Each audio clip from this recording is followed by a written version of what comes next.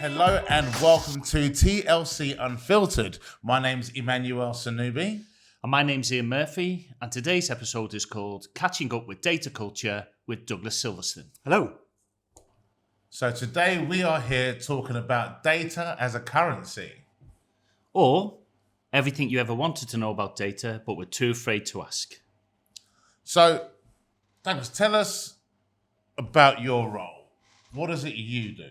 So I'm the Chief Data Officer for an organisation called Money and Pension Service. We're a government organisation basically looking after the UK's financial well-being. So at the moment, it's very pressing and there's lots of stuff going on. I'd say you are doing a terrible job. Just checking, who do we still have as Prime Minister at the moment? Do we still have the same? It was changing on the way Was in. it? Okay, So good. who knows? Good. You never know. But yeah, so basically we try and get people better pensions, we try and get people out of debt, work with a lot of citizens advice bureaus, things like that. So the information we handle is very sensitive, but we need it to do the job, otherwise people wouldn't get out of debt. But so that's more of a corporate definition of data, right? So, and I think people understand that a little bit more, but I think also it's the data from our day-to-day lives that people fully don't grasp about what they're leaving on the table that other people are using. Maybe you go into a bit of that. Yeah, I mean, I think the idea that people give data away is I don't like that lens. Yep. You don't give data away. You don't give any more than you give your car keys away. But if you leave your car keys on the table in Costa, someone's going to nick your car. And the same thing. Yes, I am. He doesn't need your keys for that. I have a great big square key. It's brick-shaped. You obviously want a car, but not worth the effort. But the point is exactly that, right? You're not giving your data away. You get something in return for your data. It's just you don't realise the value of your data. So in Facebook, I put pictures of my son on there. He's massively into his art. It's excellent. And I put it on there because I want to boast about how good my son is. I'm not thinking about, so I've got something in return. And I've given the world the fact that my son's really good at art. So that's an exchange of data. There's value to that in lots of different ways. But I haven't given it away. But I haven't got any currency in return. But the currency is a nice warm feeling. Yeah. Do people realise that though? No, absolutely not. I think that's definitely not, because even I'm now thinking of different applications that we all use day to day, all of which when we signed up for had terms and conditions, had a data privacy policy, all of which none of us read. Nope. Everyone clicked agree and said, right, now I can go and post my socials and show off about what I'm doing. And in return, we get likes, we might get work from it, depending on what you're doing. But at the same time, you've given away big parts of yourself. And for something like socials, it's your personal life as well. Mm. And then like we're providing all of those companies with everything about us. Because normally, most people, when it comes to data, will just think name, phone number, email. But it is a lot more than that, isn't it? Yeah, and it's not just the socials either. So, like, all of us know our bank details. You could do some trouble with your bank details. What are yours?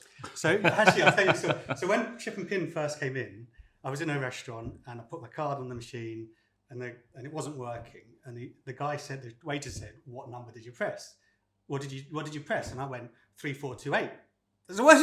I just read out my pin because it's so in line with it. Has it changed since then? I've just done the same again. Right, yeah. But yeah, so it's so easy to get the point of that. It's so easy to give your data away. Yeah. Well, what I said about the bank details is we all protect our bank details. We know it's secure information, but yeah, we've all signed up for things like Go Cardless, Stripe, and given that company free reign to take whatever they want from our bank accounts. Yeah. We trust them that they're not going to do that, but in the terms and conditions, they're absolutely allowed to.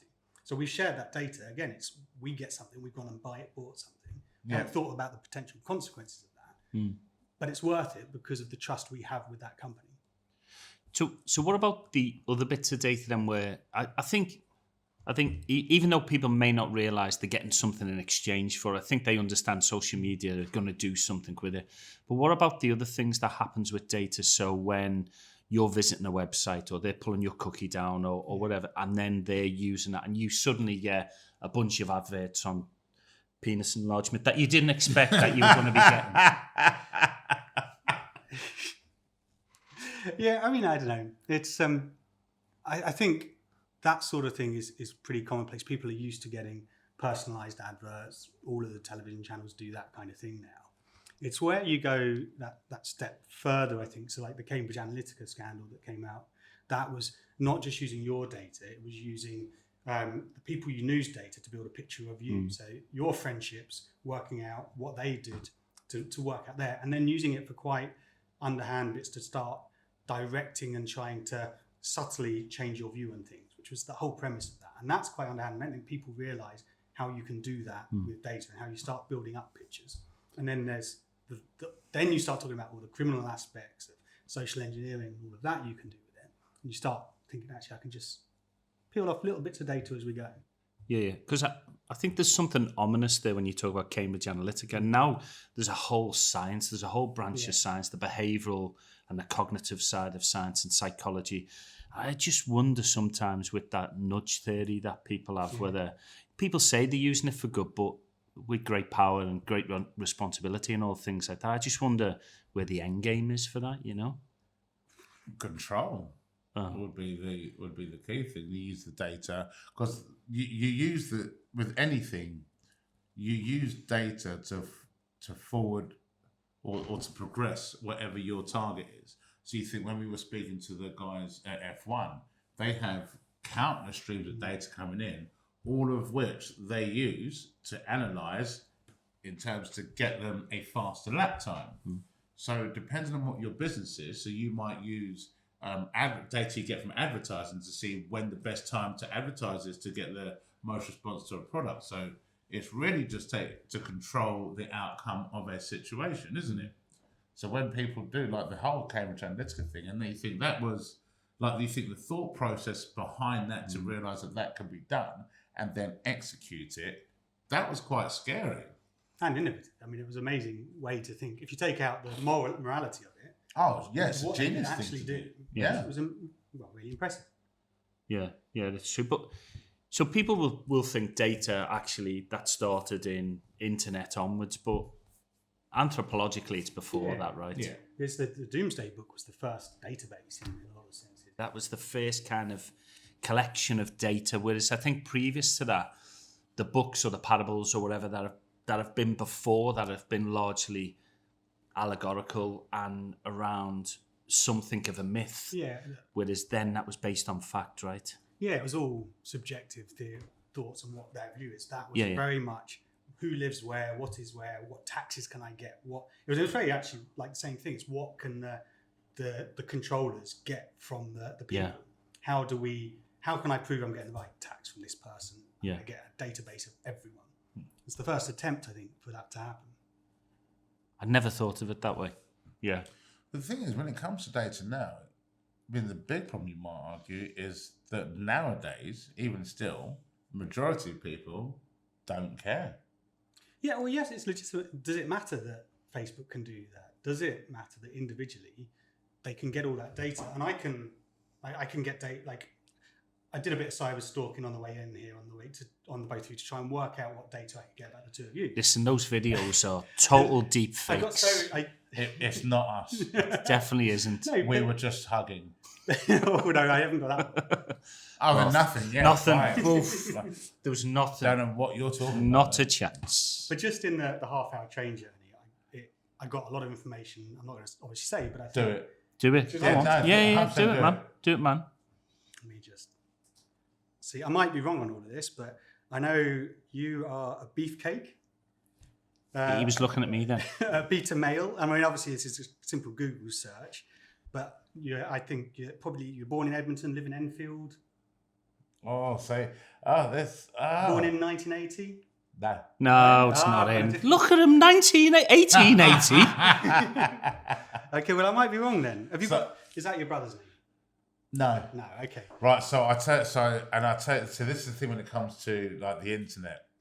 I purposely have put completely different information on different sources. Well, there you go. I did that. So when I first Do you have started, a wife called Esther? no, that's my mum. Ah, okay. Right, so I don't know who that is. I'm Nigerian, it could be the same thing. Yeah, so when I first got into comedy, this is before I did Live at the Apollo. I mean, You don't talk about it. Doesn't it talk about it. Honestly, I normally have to bring it up. It never really comes normally up have to bring it up. It never really comes I have to up. drag it out of him. But TV can be quite ageist. So I stopped saying anything to do with my age, and then people started trying to find out my date of birth. So I specifically went on every site that I would have publicly put my date of birth in and changed all of them. You see, I think that's a good tactic as well. I do that a lot myself because the models they build, so you get benefit for the models they build about algorithms and things because you get better rating. Your credit rating is good. But if you start deliberately giving different information to different things, it is harder to put all those pieces together. Yeah, and it's a tactic I don't think many people do. Yeah, I've changed so many things because so I did it for actually a bit of privacy. So there's the things I talk about publicly are things that I'm happy to be public. They're very much about the comedy, but my sort of private life, like I never post pictures of like my family. Everything to do with like on my Instagram, for example, is all about comedy. My Facebook is private. I've got a public page, but other than that, it's private. And everything that I post to the internet is only about comedy. That's interesting. Because it's like people overshare. Yeah. I know an alarming amount about people that I probably shouldn't. No, that's good. That's good. I mean, I'm going to change everything now, to be quite honest. You see next week. You're 17. Born in Nigeria. Happy days. What's it say about me? I'm intrigued. I didn't have as much time on you, I'm afraid. Thank goodness for that. But your middle name's James? Yes. Yeah. Liverpool Road mean anything to you in Manchester? Yes, it does, but it's not where I live. But yes, it does. And you're either 51 or 52 years old. Get out. 51. I'm 51. I found a name there, but I haven't had time to go into if that person is in any way. I mean, it feels as if you're the reincarnation of Doris Stokes, to be quite honest, you know? I just like the way that Clinton you've Baptiste. gone with all the information that none of us want to be put in public. You could have gone so much. But the point is, it is all in public. Well, this is the thing. I really thought that he was going to... I found some information you were on Live at the Apollo. I was like, I don't really know how to talk about it. know. I thought that's where you were going to go first. Damn it. I started with beefcake. That's true. That was off a review from the Edinburgh Fringe Festival where I was nominated for Best New Show. I don't really talk about that either too much. No. But I gave you that review, didn't I? Yeah, thank you. Yeah, you're welcome. You're welcome. It's what friends do. It's what friends do for each other. Yeah, there's thing. There is so much. I think now we're in an age where like there's so much documented. Yeah. About everything.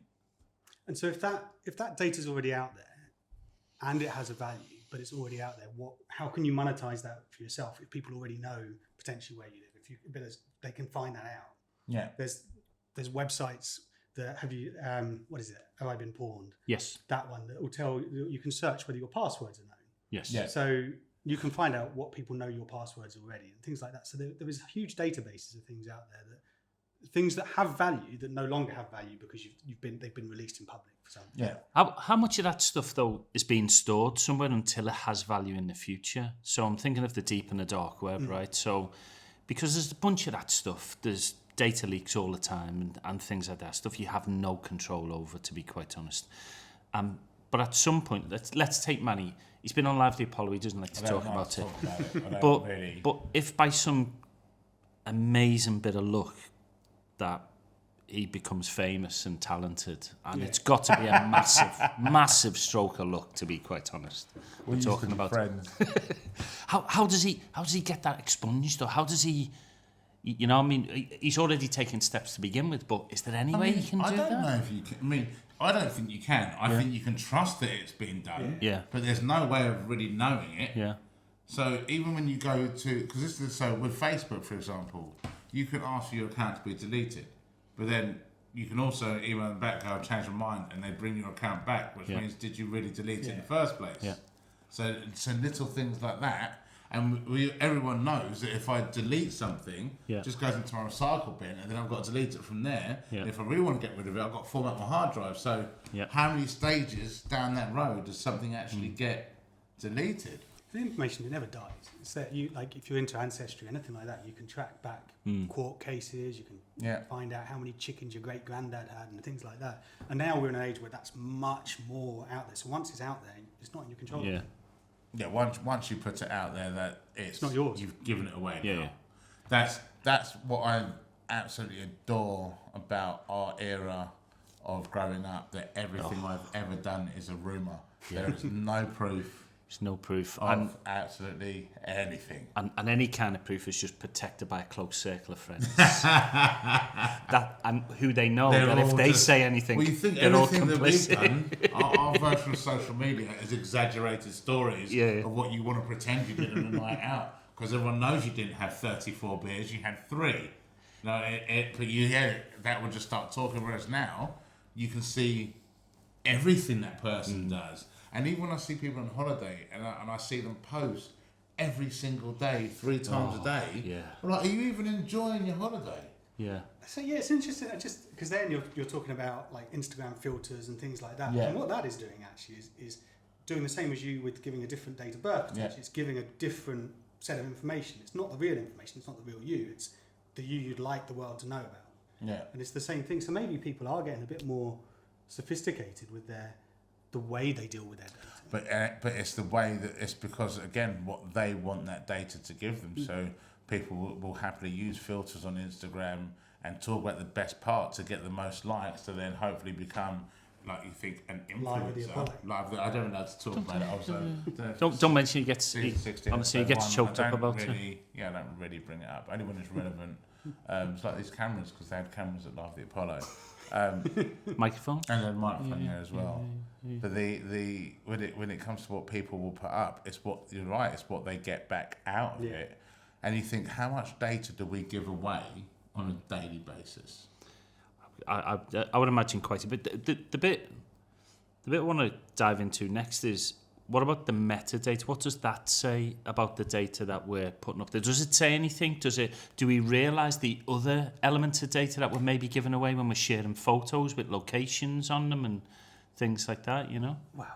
Obviously it does, right? It's the only easiest answer, but but that has value. So now, like, I've got a Google Nest at home and me and my wife's phones are both connected in it, and it puts them on in date order. So you see a set of photos of the same thing, whether she took them, I took them. It knows from the metadata what I'm likely to see. It doesn't. Again, you don't see the risk of that in that Google now knows exactly where you've been all the time and sells that and moves. Well, do they sell it? They don't sell it, sure. But that sort of thing is there. So it's no different from the data you give voluntarily. You don't know the value of it. But then it is voluntary if you're knowingly plugging into that. So you bought it, you set it up knowing what you'd use it for, so therefore that would be voluntary as well. It is. We do give away an alarming amount. Yeah. But you don't like that term of giving away. Do you think there's a complicitness in it then? We understand that there's a deal going on, or? I think that there's. Whenever you had a show about innovation a while ago, whenever you innovate, you end up moving innovation quicker than culture moves on.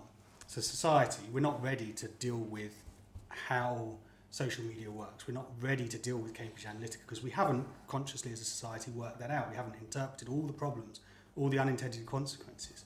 So as we go through that, it will change that power dynamic. It will change the next, when you went through the Industrial Revolution, you had loads of mill owners that suddenly got rich. We didn't think about all the people that were dying when weaving incidents. But suddenly we start thinking, actually, we've got to put some health and safety rules in here so that 12-year-old children don't die. And it's the same thing at the moment. Social media and all of the data we put out there is an explosion. All of the unintended consequences we gradually stumble across. And then we put in things like GDPR, we put in things that like PECA and all these other rules and frameworks and laws that come around to try and make that work better. It takes decades for that to catch up. And we're the generation that's going to pay by falling over all of this stuff. But It's just society moving on. But isn't it so? You look at between the industrial revolution and let's say the information age. There's a fairly big gap, right? Well, 120 years, 100 years, something like that ish, around there, right? But then between the information age to where we are now is 20 years, right? So it's compressed again, and it's become less information and more data about you and about the person. So it's no wonder we haven't had time to catch up. It's no wonder there's no rules in place. It's no wonder that 12-year-old kids are still dying in sweatshops. Are they? They're not, are they? I think so. Are they? Well, depends which sweatshops. So from that point of view then, if it's all about the person, the individual and the data, now where's next? What's next after that? And how long's the next leap? And is that part of your role to think ahead like that? And yeah, it is. I mean, for us, so there's definite value for the individual in giving us not giving us, but giving us local CAB information about their debts, because they get a solution, they get a right way out of that. There's also value for me to take that as an aggregated value set to know actually people are getting into debt for these reasons. Then there is a reason that actually I can help the government work out ways to deal with that. So it's all valuable, all useful. But then I can start thinking, actually, if I know, we took out a payday loan for something, I can then start using that data to affect that payday loan company's business, or I can start using it to market different things to you. And so there is a layer that's not going to be classed as GDPR. Well, it is, but it's not going to be classed as a law. It's going to be hard to do. So there is a role for data ethics, and you see that across the data sector now, about a real burgeoning role about data ethics and data storytelling. Both those disciplines kind of balancing off each other. One is about how you can use data to tell a story to make things better. One is the ethics of where is the organisational conscience? Is it right for this organisation to start peddling payday loans to an OB? Is that something that's governed internally by a company, or something that should be governed externally? I think ultimately it's the company that has to take ownership of it, and it has to be that. You can't enforce ethics. You can enforce laws, but the laws give you the point. But ethics is about the company and what the company wants to do. So a company that is less ethical will take more risks. They might get a bit more advanced, but they're going to screw up at some point and then fall over like Cambridge Analytica. Yeah. A company that, like us, we're a government organisation, we cannot afford to lose our reputation. You have to trust us. So we can't take any risks with that. Every data you do with it, we have to control and be very risk averse. So it changes the way you operate there. And that ethical company thing is I think the real kind of currency change for companies, because it will be whether they want short-term gain or long-term stability, that's what they want to do. But is there an ethical or maybe non-ethical cartel being built then around data? When you'd probably think three big companies jump to mind, right? When you're talking about data, I'd say definitely. There's always going to be someone on both sides of the table. Yeah. So you think, and whoever leads that discussion first is the situation dependent. So if there's somebody if every person has got something good with and how they believe, someone will want to exploit that, because at the end of the day, there's money involved. Yeah. Yeah. You think now, even if you look at something like the police, how they've actually really invested now in cybercrime, and they're still struggling with it, because when most people, if you think I've been hacked or someone's got my data, no one thinks to call the police, even though it's still theft. The crime is still the same. So they'll call the bank and then leave it there. So a lot of the time, police have got no idea about it. Yeah. So now the police are trying to encourage people to contact us more, because a criminal's a criminal. So even if you're breaking someone's house or trying to get on their laptop, the behavioural patterns are still the same. But a lot of them left unchecked because Joe Public doesn't actually know how to, because you said we haven't caught up with it yet. We know that if someone breaks into your house, you call the police. What people don't know is if someone breaks into your phone or gets your data, you still call the police. Most people haven't got that yet. So that part is still struggling. So if we use that house analogy then, what are your recommendations for people around protecting that data, those valuables in that house? And where do you live, and what time do you go to bed? And when you're off on a holiday. Anytime soon. Well, so all of that, you can, like say honestly, as much as I can give all that advice away, you can probably find all that out quite easily. So I think it's not the data that you think is important, your name, your address, date of birth, isn't necessarily the data. It is the data about your movements, the data when you go on holidays, the things to protect, right? It's a friend of mine, she's careful on Twitter. She's careful about what she does. She doesn't say where she lives, anything like that. But what they did, they found her house first. So they knew her, they knew where she was. And then they found her on Twitter because of it. And then one day she just happened to say, I'm off to the cricket. She's a big cricket fan.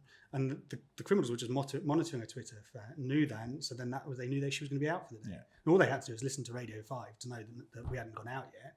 And they've got all the time in the world. So it's about you. I think the data to protect is your behavioral data, the data of what you like, what you want to do, and things like that. And about you rather than the factual stuff that everyone has anyway. So is there more that those big companies should be doing then around that? Not just the use of that data, but the education of the people who are putting it on there? Absolutely, they should. And the only way they're going to do it, those on a scale of ethics, some ethical, some not. The ones that are the least ethical can only get away with it because there's some that are slightly less. So the more you can put in frameworks to discuss and describe what an ethical company looks like, the less out of kilter those rogue companies can go. And yes, social media companies should train. Yes, it's ludicrous that they can get that they're so loose with some of the ethical decisions they make. But they're only going to do it if we as a society force them to. So it's a two-way thing. We've got to demand it of those companies. Yeah, people have to set their own standards, and when it comes down to sort of parenting with your children being on social media.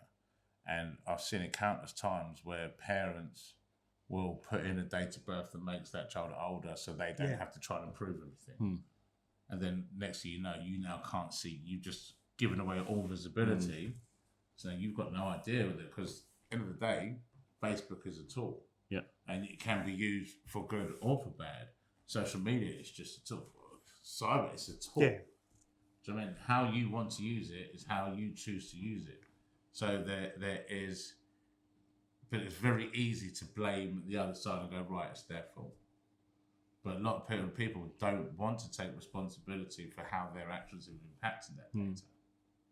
Yeah, and I suppose when you talk about giving away data, but when you talk about that, it's almost a negative connotation, right? Yeah. So what are the positive things you're seeing with that proliferation of data? Well, so good word. Yeah.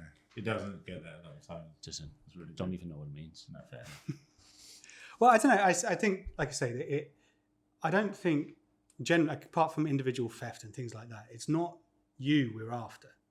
It's not you they're after. Oh, thank God. You know, it's the collective.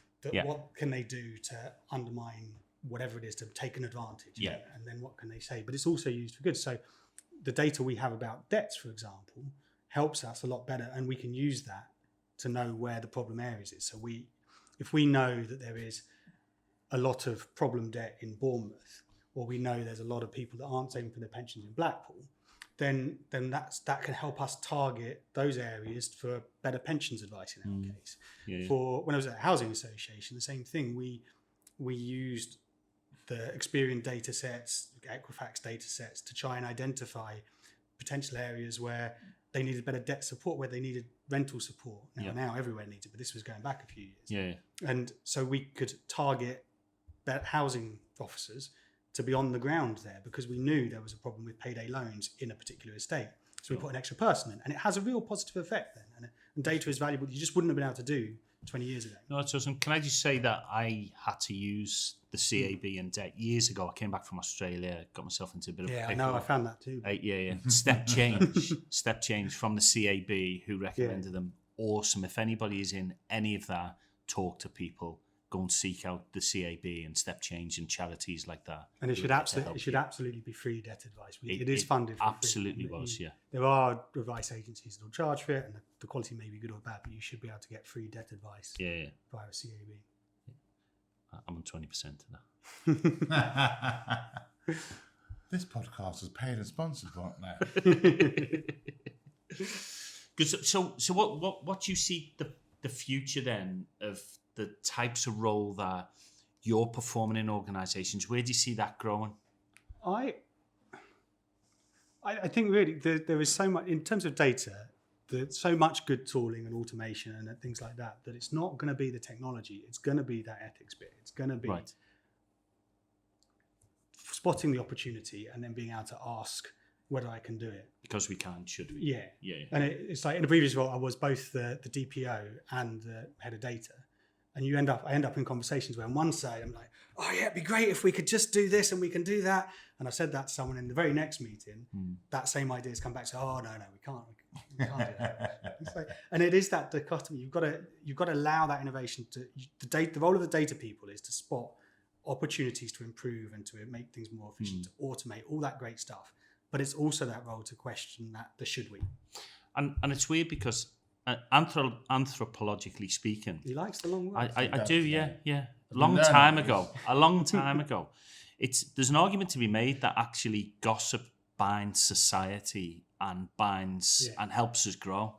And it's almost that thing, right, with data and ethics. If we can't use it and know stuff about it, can we actually grow the society and grow the maturity of the usage of data? Exactly. And it, like social media, pushes us apart a lot because we're all on our phones. Everyone said, we're on, couples are dating and on their phone rather than talking to each other.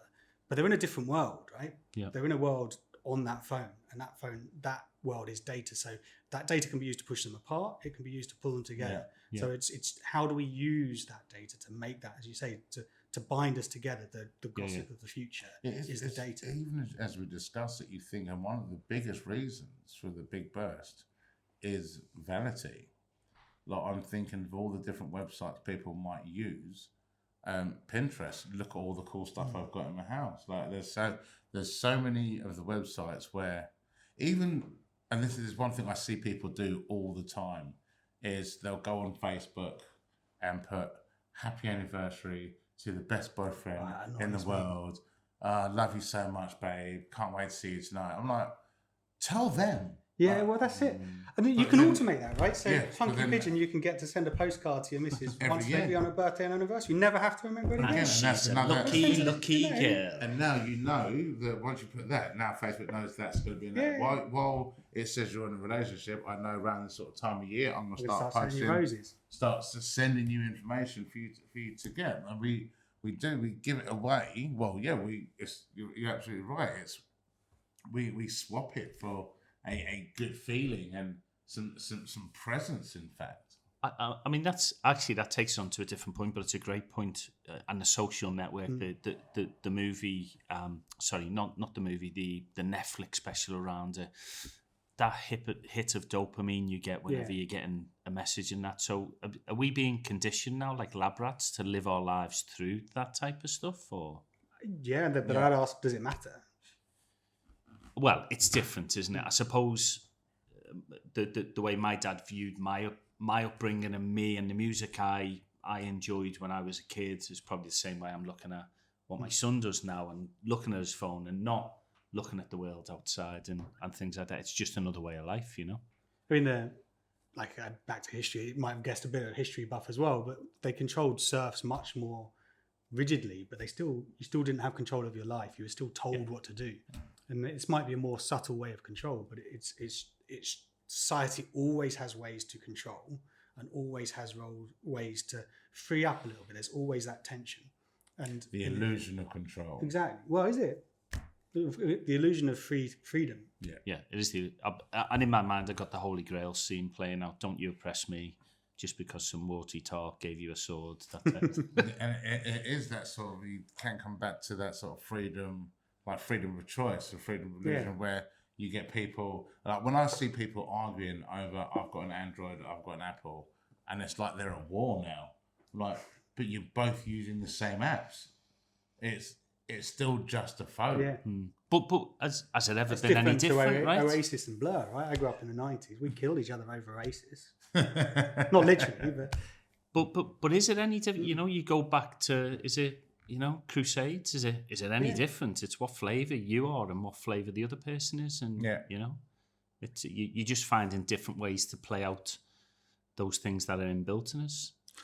So Well, do you think there's going to be any sort of change from Joe Public, who is giving that data away? I think you see it in the youngest gen. So I've got a 12-year-old, I've got a 12-year-old, a 10-year-old, and a 6-year-old, and like I would say my 12-year-old is just, he knows it, right? He knows what he's given away. He's very careful about what he puts on WhatsApp and various other things. He's created his own YouTube channel because he knows technology like I do, but he doesn't have any identification on that. He knows that already. He's very careful about where he films anything.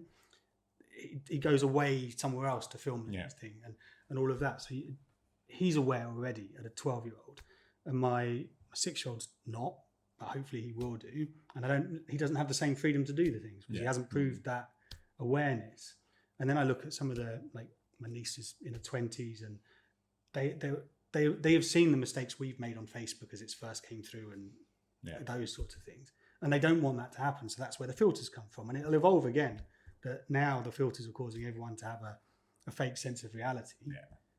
We'll react to that. People are bringing those filters into real life now, aren't they? With like cosmetic surgery and what people will have done.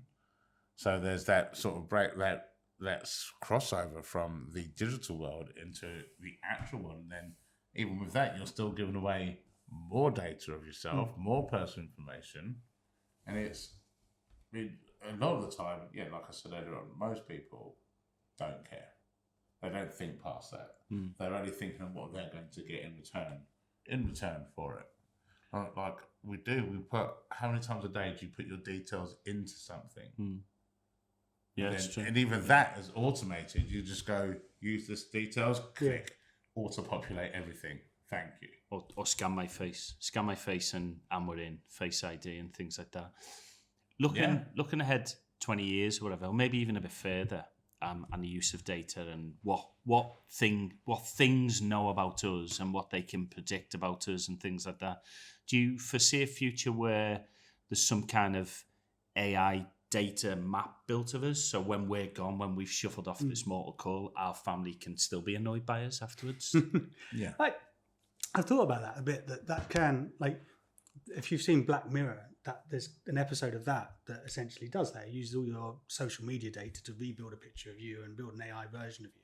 And I don't see any reason why that's not possible. And then you take it a bit further and you think about like the whole meta concept and online world, and you put robots, like AI robots in that, then how do you know you're interacting with a real person or a robot? They're that good. So there is a film called, it's a Bruce Willis film called Surrogates, I believe it is. And it's at that point. Right. So, and you think we're Ready Player One. So I've got a Meta Quest 2. And that VR headset is unbelievable. There's a golf game that we literally go pitch and putt, and you play it with, so far we've had like 5 of us, just gone to play this game. And the mechanics, like, you do forget that you're in a game. There's times I'm just looking around the scene and go, it's really nice to get out. Just have a walk around this hillside, like, and even down to like so you can see when someone misses a shot, and they instinctively go to hit the club on the ground, but it's not there, and you can just see people's reactions from it, and you think the next step of that one, because they're now putting more and more into the metaverse, that this film is basically that. In 20, 30 years, where the guy's literally sat at home, he's got his headset on, he's in there, but his surrogate is like this model version of him robot, where he just sits there, but the model goes out into the world and he does nothing. He just sits back and... No, like, it sounds quite dystopian, but if it's still working as an effective life, does it matter? He's still living his best life. Yeah. You know? Does it matter? And then he meets people on that world. They might be AI, but then 2 AI people might meet. And then you have to start questioning the real nature of humanity. Well, they've got reality, this in MetaQuest, right? so you can go into like, there's an application called Horizon Venues.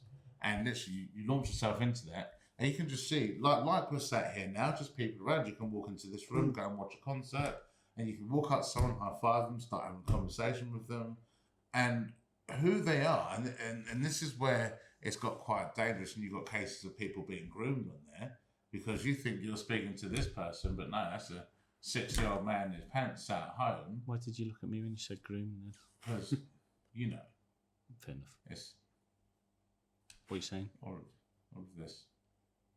You're well groomed. Yeah, that's what we're saying. You're well groomed. Don't we? Oh, what?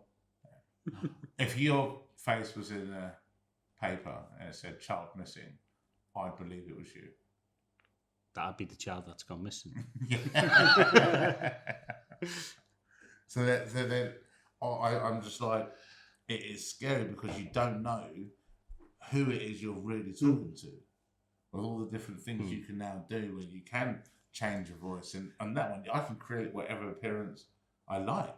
But I suppose that was no different than the early days of Yahoo Messenger or stuff like that, you know? Yeah. It's the same thing about culture hasn't caught up. Yeah. The interesting thing about that, though, if we're all lying about who we are online, how do companies like Cambridge Analytica and all those analytic companies then actually get the real data? I think most people don't lie because they don't think to. I think they do lie, but they lie about the person they want to be and the lifestyle they want to have, and therefore all of that stuff gets played into them. We go, oh yeah, if only I had that it's phone like it's or reinforcing that. what they're pretending to think. Yeah, so it's almost being the easy mark in the room for those people, you know.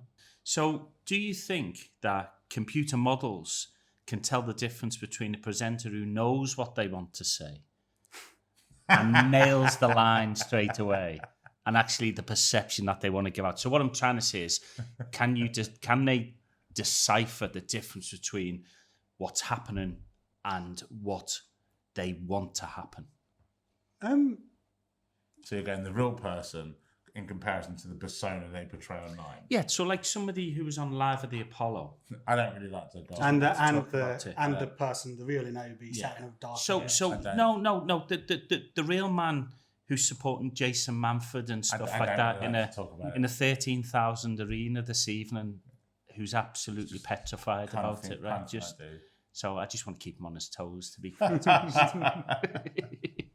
I'm only jealous, really. Season 16, episode 1, Live at the Apollo. Yeah, don't talk about it, man. Don't talk about it. You close the show. But go back to the question. Can computer models tell the difference between, that real person and the persona they portray online? I think probably some can, but again, like AI models work on the premise of outcome.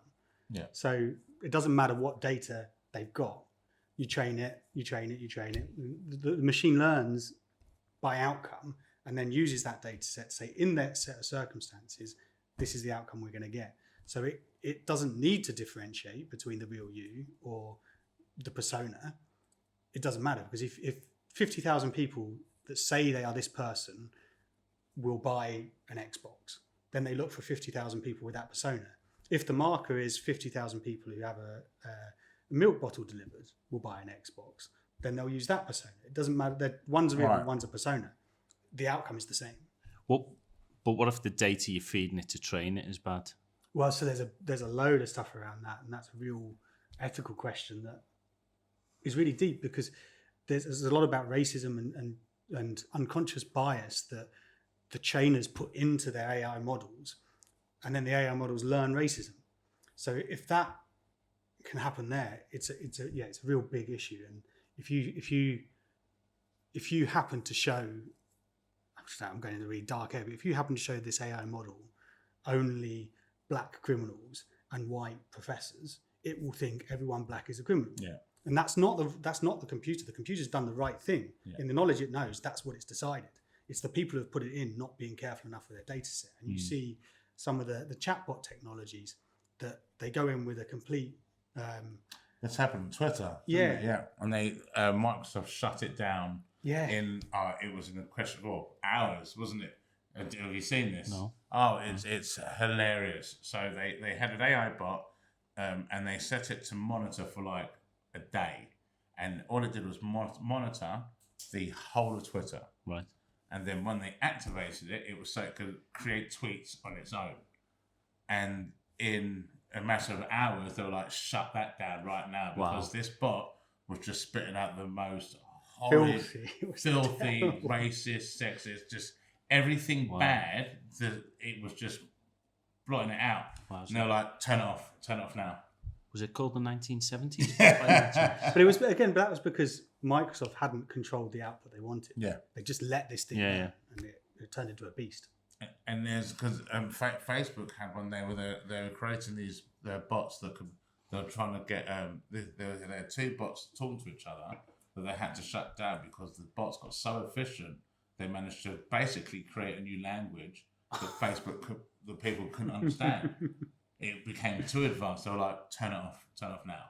Just like two Before drunk it takes blokes over the world. talking to each other. Well, this is the thing. Do you know what? The amount of times, like we've all seen Terminator. Yeah. We've all seen like iRobot.